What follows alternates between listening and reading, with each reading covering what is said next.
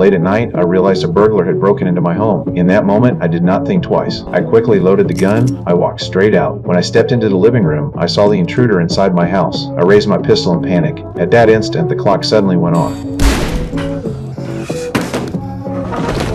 The next second, my wife turned on the light. I saw the burglar, covering his eyes and collapsing to the floor. In that moment, my entire body froze. I could not believe it. Someone had lost his life by my hand. The police arrived quickly. The sheriff confirmed the intruder's identity. His name was Freddie. He was a wanted criminal. The sheriff told me there was no need to panic. This was self-defense. To close the case, I went to the station to give a statement. After returning home, my wife and I sat on the floor. Neither of us spoke. We just stared at the marks on the wall. The next day, the story made the newspapers. But this was Texas. It was nothing unusual. The sheriff told me Freddie would be buried tomorrow, but I felt uneasy. I cared deeply about whether he had family. The sheriff said he had a father who had been serving time in prison, and he was released today. In that moment, a sense of danger crawled up my spine. Just to be safe, I replaced the locks with stronger ones, but later that same day, I received a call from an unknown number.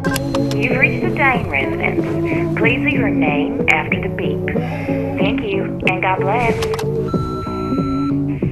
On the other end of the line, there was no sound. I tensed instantly. Suspicion took over. It had to be Freddie's father. That night, I did not sleep at all. I sat alone in the living room, staying alert. The next day arrived. After thinking it over again and again, I decided to go to the cemetery to watch Freddie's burial. At that moment, an elderly man suddenly appeared beside my car. I knew right away. He was the father who had just been released. What he said next sent a chill through my body. Oh, that was a nice picture of your family in the paper. Your boy, he looks a whole lot like you, doesn't he? Sensing the threat, I immediately went to the school and picked up my son. I wanted the police to provide protection for us, but the sheriff believed I had no solid evidence. Words alone were not enough to pull officers out of the station. I took my wife and child home, but the moment we reached the door, I noticed something was wrong. The lock had been forced open. I told my wife to take our son to the police station, and I pulled a defensive tool from the trunk and entered the house alone. The house was silent. There was no one in sight, but when I walked into my son's bedroom, I found a bullet.